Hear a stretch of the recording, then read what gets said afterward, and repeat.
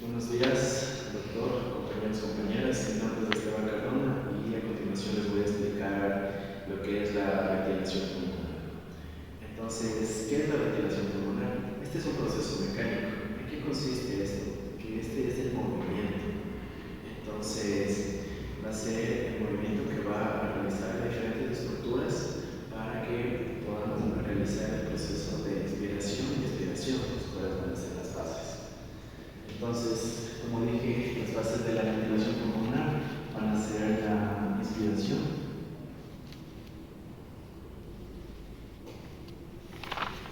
y la expiración.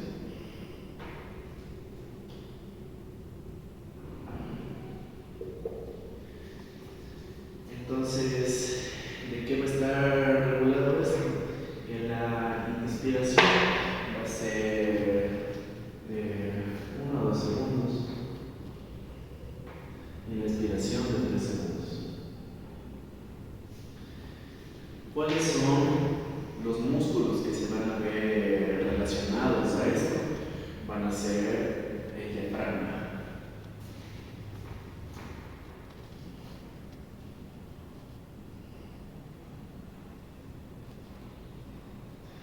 Lo que va a ser el diafragma va a ser ese que se contraiga. Cuando se contraiga se va a elevar.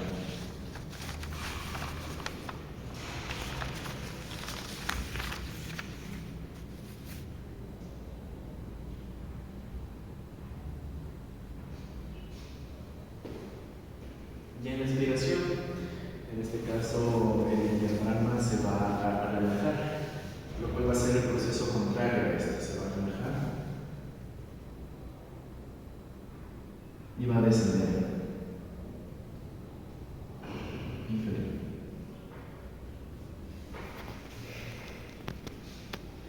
En esto también, en los músculos se ven relacionados también los músculos intercostales. Listo. Entonces, el diafragma se va a ver controlado por el nervio frénico.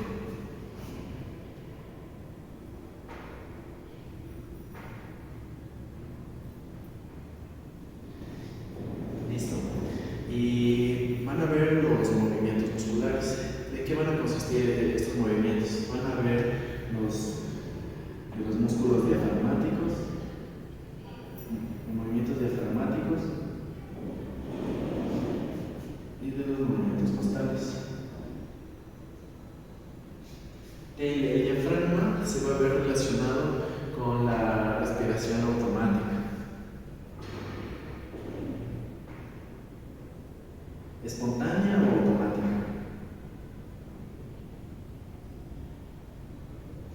Y los costales se van a contraer o van a realizar su función cuando el individuo va a realizar una respiración forzada.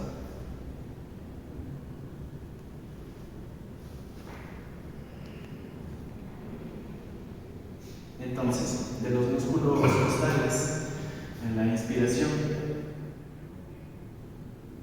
van a estar relacionados lo que son el músculo esternocleidomastoideo,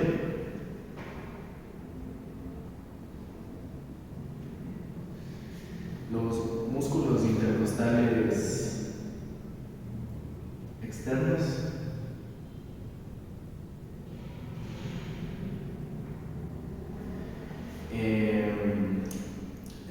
los serratos mayores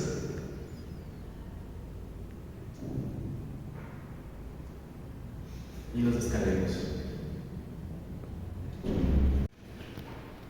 En la expiración van a estar relacionados los intercostales internos y los músculos del recto abdominal.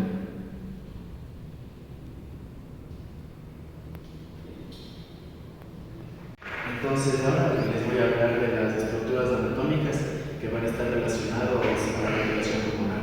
Entonces vamos a comenzar primero por las fosas nasales.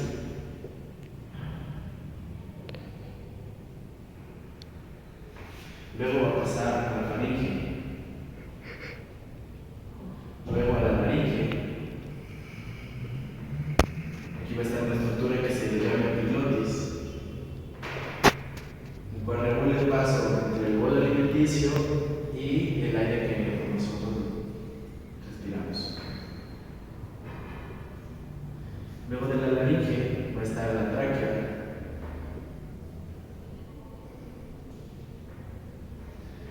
Y luego de la tráquea vamos a tener lo que son los bronquios principales.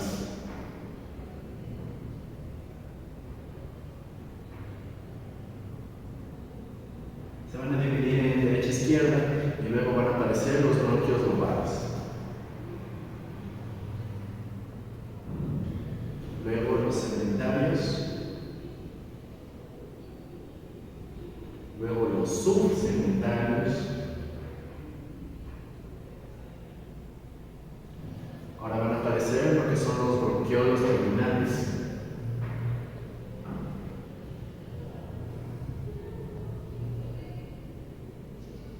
Los bronquiolos respiratorios.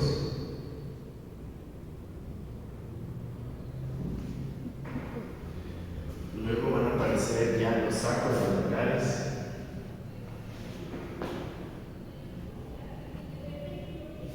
Y por último, los alveolos, que van a realizar la difusión del oxígeno y el dióxido de carbono. Entonces, el pulmón va a estar así.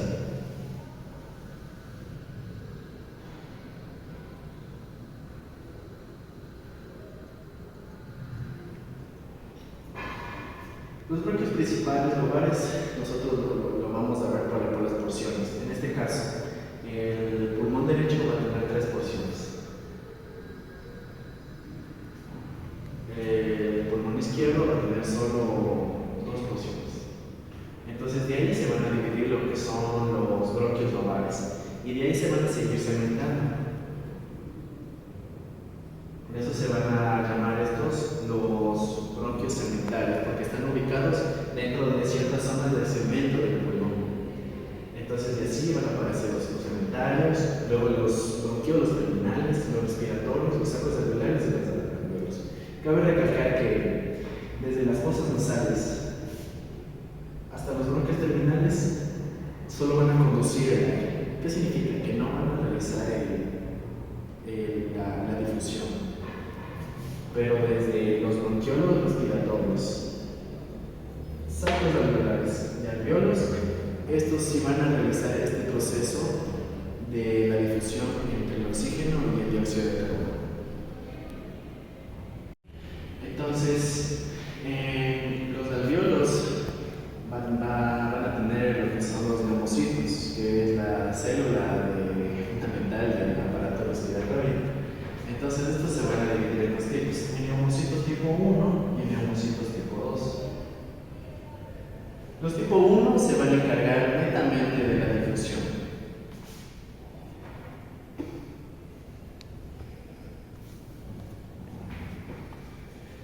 Y los neumocitos tipo 2 se van a encargar de producir el surfactante.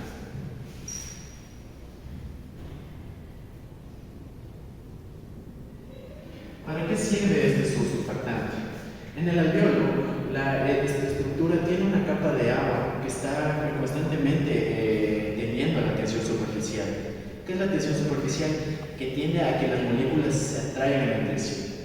Entonces, lo que hace el surfactante es impedir que estas moléculas se atraigan, porque cuando se atraen, se pegan, el alveolo colapsa. Entonces, el surfactante lo que hace es impedir esto, ya que es un químico psicoactivo. El valor corriente que va a tener la ventilación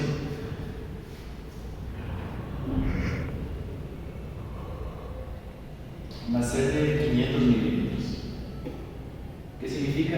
Que esto es lo que vamos a inspirar, es la cantidad de aire que nosotros vamos a inspirar.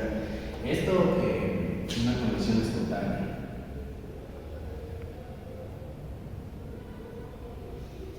Y este se va a dividir en dos, porque hay cierto aire que se va a quedar en el conducto y aire que sí va a llevar a la difusión de gases. Entonces, aquí va a aparecer lo que se llama el espacio muerto.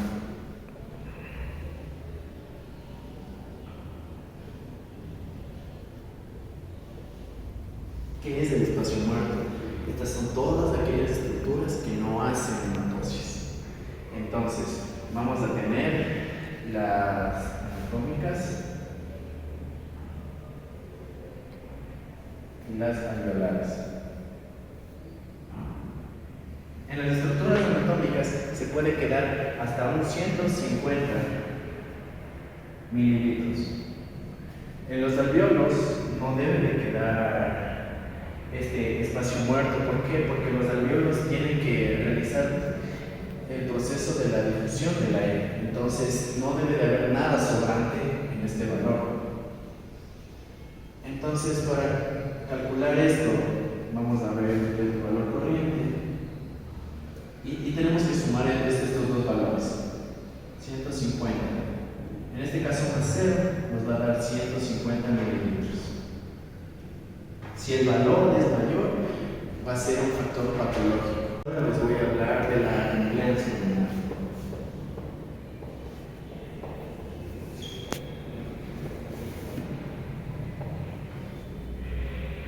¿Qué es esto? Esta es la capacidad que tiene el pulmón para distenderse.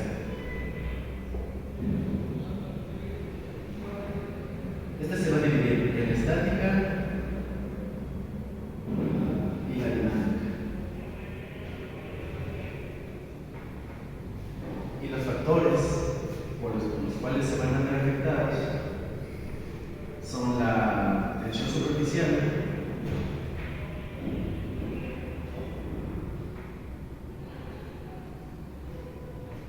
el tejido y la tensión superficial y el radio del alveolo.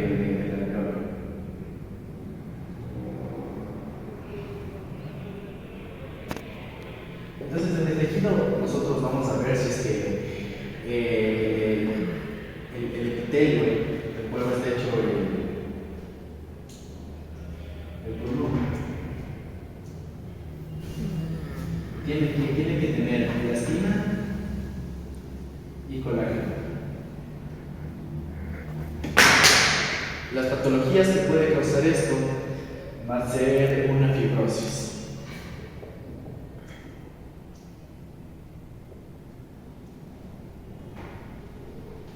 Conocida como la fibrosis pulmonar.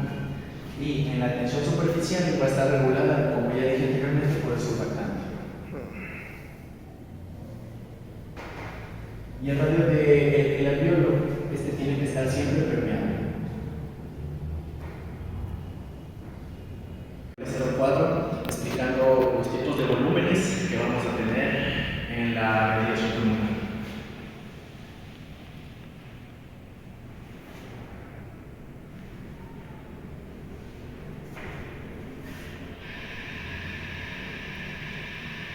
Entonces, primero vamos a tener el volumen corriente, luego el volumen inspiratorio, el volumen de reserva inspiratorio,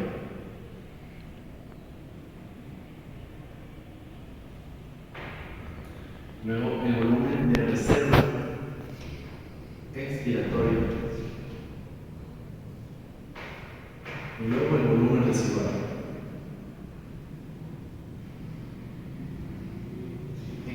¿De qué consiste cada uno? El volumen corriente va a ser la cantidad de aire que nosotros ingresamos espontáneamente. Cantidad de aire espontánea. El volumen de reserva respiratoria es cuando ingresa aire, pero de manera forzada. Lo mismo pasa con el volumen de reserva respiratoria. En este caso va a expulsar aire, pero igual forzado. Y el volumen residual va a ser la cantidad de aire que se va a quedar en los alvéolos.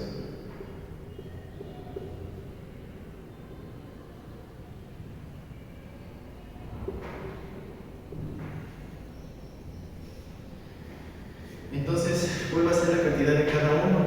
Del volumen corriente va a ser 2000 mililitros. De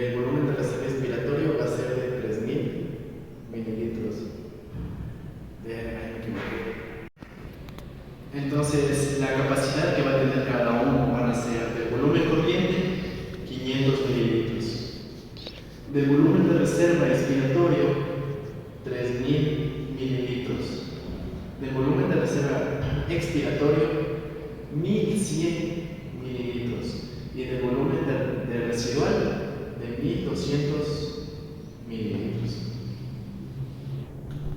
Entonces, ahora les tengo un cuadro de las ecuaciones que nosotros vamos a utilizar para calcular la cantidad de la capacidad respiratoria, de la capacidad funcional residual, de la capacidad vital y de la capacidad total. De la capacidad respiratoria vamos a tener el volumen de reserva respiratoria más el volumen corriente y no nos va a dar la respuesta. La cantidad normal debe de ser de 3500 mililitros, pero ya depende del valor en el que se esté calculando. Luego, de la capacidad funcional residual va a ser el volumen residual respiratorio más el valor del volumen residual nos va a dar la respuesta a esto. Y su valor normal va a ser de 2300 mililitros. Luego, de la capacidad vital, nosotros vamos a tener que sumar el volumen residual expiratorio más el volumen residual expiratorio más el volumen corriente y nos va a dar la respuesta, cual su valor normal va a estar aproximadamente entre 4600 mililitros. Y por último, de la capacidad total, que va a ser sumar el resultado de la capacidad vital más el volumen residual y nos va a dar 5800 mililitros. Entonces, nosotros vamos a tener diferentes presiones en el pulmón. Aquí está el pulmón.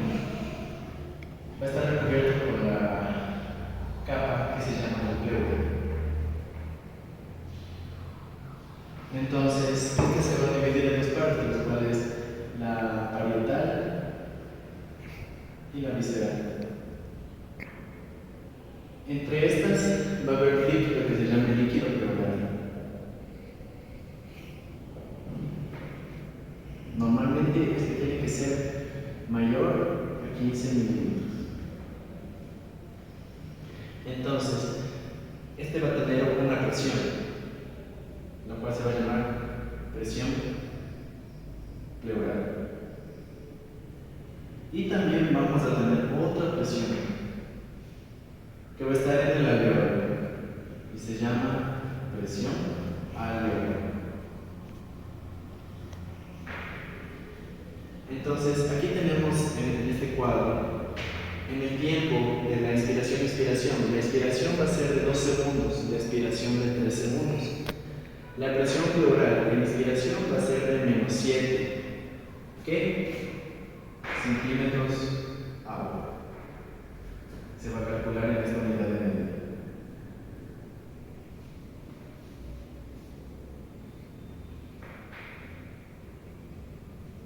Menos 7 en inspiración y menos 5 en la expiración de la presión pleural. Y en la presión alveolar va a ser menos 1 centímetros agua más 1 centímetros agua en inspiración y expiración.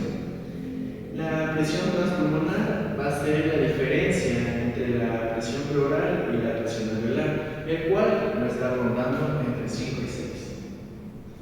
Ahora, unas fórmulas que son muy importantes para calcular la cantidad en el volumen corriente, por ejemplo, es que vamos a calcular el volumen corriente que tiene el paciente por la frecuencia respiratoria y nos va a dar la cantidad.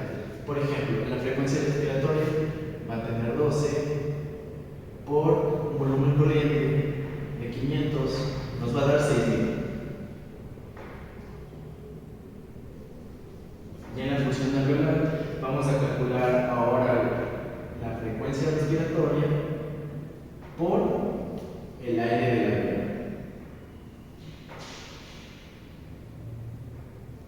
Y nos va a dar el resultado. Ahora les voy a hablar a continuación de lo que es Ahora vamos al recambio lento del aire alveolar.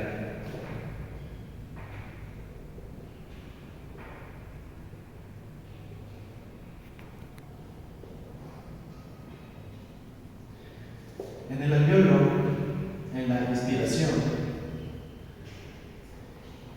cuando hagamos una respiración, el aire que va a entrar se va a quedar aquí en un porcentaje, la primera respiración.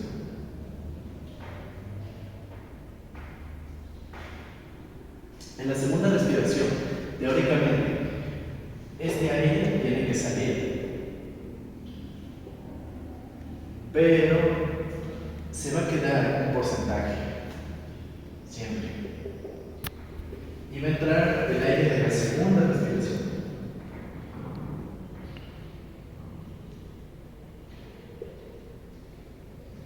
Entonces, ¿qué nos dice esto? Que el aire se va a quedar un tiempo en el alveolo, un aproximado de 17 respiraciones. Los cuales teóricamente nos dice que cuando una persona se está ahogando tiene todavía aire suficiente para poder aguantar para que no haya una hipoxia. Entonces, esto sería todo sobre la ventilación pulmonar. Muchas gracias.